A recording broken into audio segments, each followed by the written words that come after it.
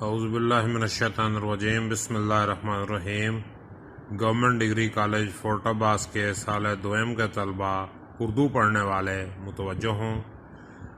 آج ہمارا 14واں لیکچر ہے جس میں ہم نے سبق نمبر 2 تشکیل پاکستان کی تشریحات کرنی ہے۔ تو آج ہم انشاءاللہ 3 عبارات کریں گے۔ پہلی عبارت اس وقت آپ کے سامنے موجود ہے۔ یہ سبق کی ابتدائی عبارت ہے۔ ہندوستان میں اسلامی حکومت اگرچہ کہنے کو اورنگزیب عالمگیر کی وفات 1707 کے 150 سال قائم رہی، لیکن دراصل حکومت اور امراء دونوں کی طاقت اور سطوت 18ویں صدی کے وسط تک ختم ہو چکی تھی۔ 19ویں صدی کے شروع میں مسلمانوں کے سیاسی تنزل کی تکمیل ہوئی، چنانچہ 1803 میں انگریز دہلی میں داخل ہوئے، لیکن اس زمانے میں بعض افراد کے دل میں مذہبی احیا اور معاشرتی اصلاح کا خیال پیدا ہوا۔ شاہ ولی اللہ، شاہ عبدالعزیز وغیرہ کی کوششوں سے علم دوست لوگوں میں مذہب کی صحیح واقفیت بڑھتی گئی، لیکن عوام کی مذہبی حالت بہت گری ہوئی تھی اور مذموم معاشرتی رسموں میں مسلمانوں اور ہندوؤں میں زیادہ فرق نہ تھا۔ اب نوٹ کیا کہ جو طلبہ ہر عبارت کا الگ سے سیاق و سباق نہیں لکھ سکتے، وہ سبق احاطہ سے دی گئی کسی بھی عبارت کی تشریح سے قبل یہ سیاق و سباق کر سکتے ہیں، یعنی جو اجمالی سیاق و سباق ہوتا ہے وہ یہاں موجود ہے۔ یہ دیکھیں، یہ اجمالی سیاق و سباق ہے، یہ والا، یہ دیکھیے، یہ اجمالی سیاق و سباق ہے، یہ والا، یہ دیکھیں آپ کے سامنے میں انسرکل کر رہا ہوں اجمالی سیاق و سباق کو۔ یہ دیکھیے، یہ اجمالی سیاق و سباق ہے۔ تشریح طلب اقتباس اردو کے درسی کتاب کے سبق تشکیل پاکستان سے لیا گیا ہے، جو کہ مصنف کی مشہور زمانہ کتاب کارنامہ اسلام سے منتخب کیا گیا ہے۔ سبق میں مصنف پاکستان بننے کے مختلف مراحل کو بڑے خوبصورت انداز میں بیان کرتے ہیں اور ہمیں بتاتے ہیں کہ پاکستان کس قدر مشکلات اور کس قدر جانی و مالی قربانیوں کے بعد حاصل کیا گیا۔ کن کن رہنماؤں نے تشکیل پاکستان کے لیے تن من دھن سب کچھ قربان کر دیا۔ پاکستان کی تشکیل کے لیے اساتذہ، طلباء، علماء اور خواتین و حضرات نے اپنی اپنی بساط کے مطابق حصہ ڈالا۔ تو یہ عزیز طلباء اس کا اجمالی سیاق و سباق ہے، جو پوری عبارت میں، پورے سبق میں سے کوئی بھی عبارت آ جائے تو یہ اجمالی سیاق و سباق لکھا جا سکتا ہے۔ اس کے بعد ہم مثالی سیاق و سباق کی بات کرتے ہیں۔ مثالی سیاق و سباق ہر پیراگراف کا مختلف ہوتا ہے۔ یہ دیکھیے جی، تشریح طلب عبارت سبق کی پہلی عبارت ہے، اس لیے اس کا سیاق نہیں ہے، سیاق ہوتا ہے پہلے، سباق ہوتا ہے بعد میں۔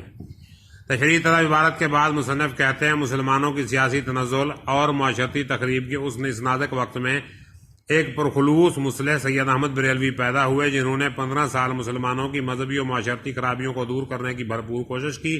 1857 کی جنگ آزادی کے بعد انگریزوں نے مسلمانوں پر ظلم کی انتہا کر دی۔ سید نے مسلمانوں کو نئے دور کی ضروریات سے آگاہ کیا اور علی گڑھ کالج قائم کر کے باقاعدہ تحریک چلائی۔ اقبال نے مشرق و مغرب کا موازنہ کیا اور اپنا فلسفہ پیش کیا۔ بعد ازاں تقسیم بنگال ہوئی، پھر اس کی تنسیخ ہوئی۔ 1935 کے نئے انڈیا ایکٹ کے مطابق کانگریسی وزارتیں آئیں اور 1940 میں قرارداد پاکستان منظور ہوئی۔ آخرکار 1947 کو پاکستان وجود میں آ گیا۔ تشریح کیا ہے اس کی؟ میاں بشیر احمد کا شمار تحریک پاکستان کے ان قائدین میں ہوتا ہے جنہوں نے اپنے قلم کے ذریعے جہاد کیا۔ تشریح طلب عبارت میں مصنف کہتے ہیں مغلیہ سلطنت کا عروج اورنگزیب عالمگیر کی وفات تک رہا۔ اس کے بعد اورنگزیب عالمگیر کے نااہل جانشین سلطنت نہ سنبھال سکے، حکومت اندرونی اور بیرونی سازشوں کا شکار ہو گئی۔ آپس کی خانہ جنگی اور کئی جانشینوں کی اقتدار کے حصول کی کوشش نے حکومت کو نہ کمزور کر دیا۔ اورنگزیب بذات خود ایک نیک تو خدا ترس بادشاہ تھا۔ وہ اپنے بھائی دارا شکوہ کو ہٹا کر تخت نشین ہوئے۔ وہ اپنی گزر اوقات ٹوپیاں سی کر اور قرآن لکھ کر کرتے تھے، مگر افسوس کہ ان کے جانشین اس قابل نہ تھے، انہیں مسند اقتدار پر بٹھایا جاتا۔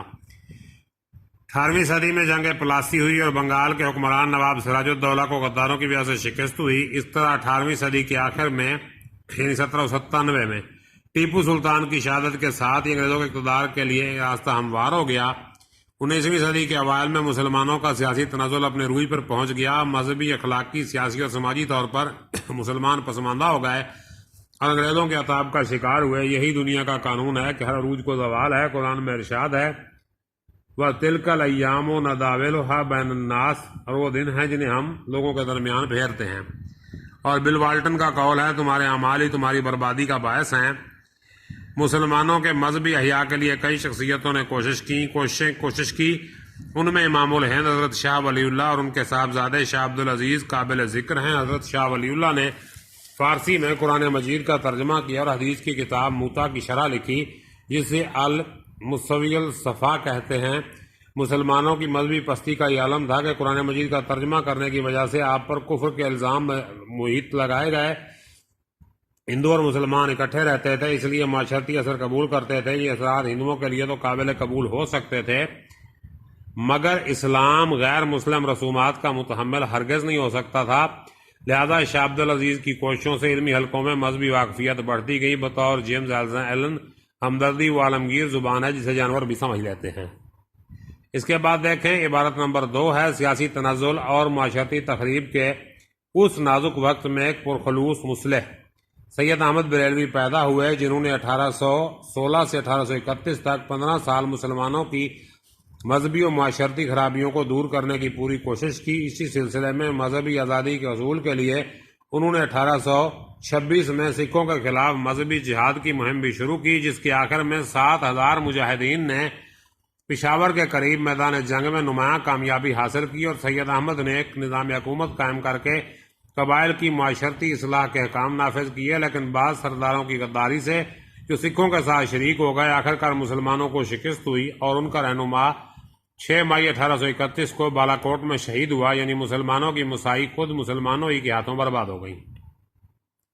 سیاق و سباق تشریح طلب عبارات سے پہلے مصنف بتاتے ہیں کہ اورنگزیب عالمگیر کی وفات کے بعد مسلمان زوال کا شکار ہو چکے تھے اور انگریزوں کی آمد سے ان کے زوال کی تکمیل ہوئی۔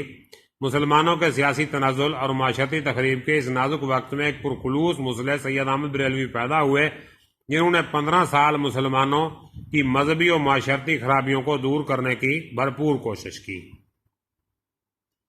تشریح طلب عبارت کے بعد مصنف کہتے ہیں کہ سر سید نے مسلمانوں کو نئے دور کی ضروریات سے آگاہ کیا اور علی گڑھ کالج قائم کر کے باقاعدہ تحریک چلائی۔ اقبال نے مغرب و مشرق کا موازنہ کیا اور اپنا فلسفہ پیش کیا۔ بعد ازاں تقسیم بنگال ہوئی، پھر اس کی تنسیق ہوئی۔ 1935 کے نئے انڈیا ایکٹ کے مطابق کانگریسی وزارتیں آئیں اور 1940 میں قرارداد پاکستان منظور ہوئی۔ آخر 1947 میں پاکستان وجود میں آ گیا۔ تشریح کیا ہے؟ تشریح طلب عبارت میں مصنف کہتے ہیں 19ویں صدی کے شروع میں مسلمان سیاسی اور مذہبی تنازلی کا شکار ہو رہے تھے۔ ایک طرف برصغیر میں انگریز اپنے قدم جما رہے تھے، دوسری طرف پنجاب میں سکھ زور پکڑ رہے تھے۔ مسلمانوں کی مذہبی آزادی ختم ہو کر رہ گئی تھی۔ اس پرفتن دور میں حضرت سید احمد بریلوی کی پیدائش ہوئی اور اس طرح تحریک آزادی کا ایک نیا باب شروع ہوا۔ آپ نے 15 سال تک مسلمانوں کی معاشرتی اصلاح کی کوشش کی اور اس مقصد کے لیے پنجاب میں مسلمانوں کی مذہبی آزادی کے لیے جہاد بھی کیا۔ آپ بچپن ہی سے بہادر اور نڈر تھے۔ بچپن میں آپ اپنے دوستوں کے ساتھ چھڑی ہاتھ میں لے کر جہاد والا کھیل کھیلا کرتے تھے۔ آپ کی والدہ نے آپ کی پیدائش سے پہلے خواب میں خون سے لکھا ہوا خط ہوا میں اڑتا ہوا دیکھا۔ آپ کی ولادت کو سب نے اس خواب کی تعبیر سمجھی۔ حضرت شاہ ولی اللہ کے پوتے حضرت شاہ اسماعیل شہید بھی آپ کے مصائب خاص تھے۔ چنانچہ دونوں نے مل کر 7000 مجاہدین کے ساتھ پشاور کے قریب جنگ میں نمایاں کامیابیاں بھی حاصل کیں۔ آپ نے پشاور کے قریب مختلف قبائل کے اصلاح کے قوانین نافذ کیے اور خلافت کی طرز پر حکومت کی بنیاد رکھی۔ مسلمانوں کی تاریخ کا ایک بڑا المیہ غدار ہیں۔ سقوط غرناطہ ہو یا ڈھاکہ جنگ پلاسی ہو یا سلطان فتح علی ٹیپو کی شہادت، مسلمانوں کو ہمیشہ کسی ابو عبداللہ، میر جعفر یا میر صادق سے واسطہ رہا ہے اور یہی غدار وطن مسلمانوں کی ہزیمت کا باعث بنے۔ ہزیمت کہتے ہیں شکست۔ تاریخ گواہ ہے کہ غداروں کے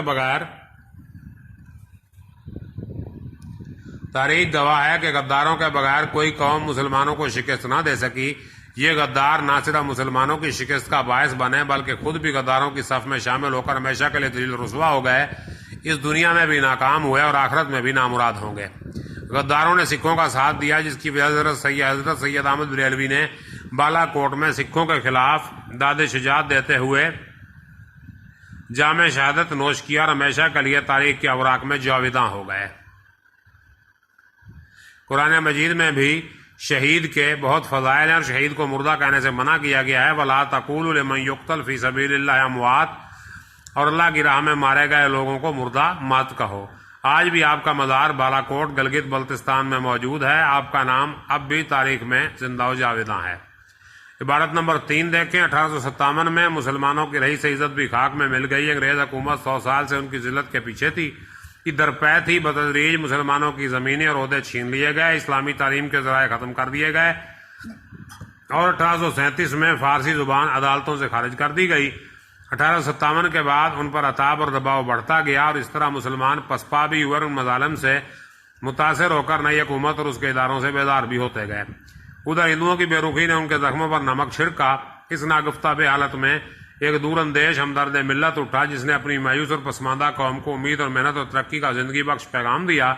یہ مرد خدا سید احمد خان تھے. یہ انہی کی جدوجہد کا نتیجہ تھا کہ گو ملک ہاتھوں سے گیا, ملت کی آنکھیں کھل گئی. سیاق و سباق کیا اس کا تشریح و عبارت سے پہلے مصنف بتاتے ہیں کہ اورنگزیب عالمگیر کی وفات کے بعد مسلمان زوال کا شکار ہو چکے تھے. انگریزوں کی آمد سے ان کے زوال کی تکمیل ہوئی. مسلمانوں کے سیاسی تنزل اور معاشرتی تخریب کے اس نازک وقت میں ایک پرخلوص مصلح سید احمد بریلوی پیدا ہوئے جنہوں نے 15 سال مسلمانوں کی مذہبی و معاشرتی خرابیوں کو دور کرنے کی بھرپور کوشش کی. تشریح طلب عبارت کے بعد مصنف کہتے ہیں کہ سر سید نے مسلمانوں کو نئے دور کی ضروریات سے آگاہ کیا. علی گڑھ کالج قائم کر کے باقاعدہ تحریک چلائی. اقبال نے مغرب و مشرق کا موازنہ کیا اور اپنا فلسفہ پیش کیا. بعد ازاں تقسیم بنگال ہوئی, پھر اس کی تنسیخ ہوئی. 1935 کے نئے انڈیا ایکٹ کے مطابق کانگریسی وزارتیں 1940 میں قرارداد پاکستان منظور ہوئی. آخر کار 1947 میں پاکستان وجود میں آ گیا. تشریح کیا ہے اس کی. 1857 کی جنگ آزادی ہوئی اور برصغیر میں پوری طرح انگریزوں کا غلبہ ہو گیا. انگریزوں نے اسے غدر کا نام دیا. جب انگریز برصغیر میں آئے تو اس وقت حکمران مسلمان تھے. انگریزوں کو ہمیشہ مسلمانوں کی طرف سے مزاحمت کا سامنا کرنا پڑا تھا. دوسری بڑی وجہ انگریزوں کا مذہبی تعصب پرستی بھی تھا جس نے انگریزوں کو مسلمانوں کے خلاف کر دیا. 1757 کی جنگ پلاسی سے لے کر 1857 کی جنگ آزادی تک تقریباً 100 سال انگریزوں نے مسلمانوں کو زیر عتاب لانے کا انتظام کیا. جو ہی انگریز برصغیر پر مکمل طور پر قابض ہوئے تو انہوں نے مسلمانوں کو اپنی انتقامی کارروائیوں کا نشانہ بنایا. تمام بڑے عہدوں سے انہیں ہٹا دیا. غیر املاک ضبط کر دی گئی. مسلمانوں کا روح رواں ان کا مذہب اسلام تھا, لہذا انہوں نے مسلمانوں کو مذہب سے دور کرنے کی ہر ممکن کوشش کی. 1837 میں فارسی زبان کو عدالتوں اور دفتروں سے بے دخل کر دیا گیا. جنگ آزادی میں ناکامی کے بعد مسلمانوں پر ظلم و ستم کے کوہ گراں توڑے گئے. اس طرح مسلمانوں سے مذہبی اہمیت ختم ہو گئی اور وہ حکومت سے الگ ہو کر اپنا نام و نشان تک بھول گئے. ہندو ہمیشہ مفاد پرست تھے. یہ ہندوؤں کی جبلی مفاد پرستی تھی کہ وہ کٹھن حالات میں مسلمانوں کو چھوڑ گئے. ہندوؤں کی شاطرانہ چالوں سے مسلمانوں کو بہت نقصان پہنچا. اس کٹھن دور میں ایک شخصیت ابھری جنہوں نے ایک مسیحا کا کردار ادا کیا.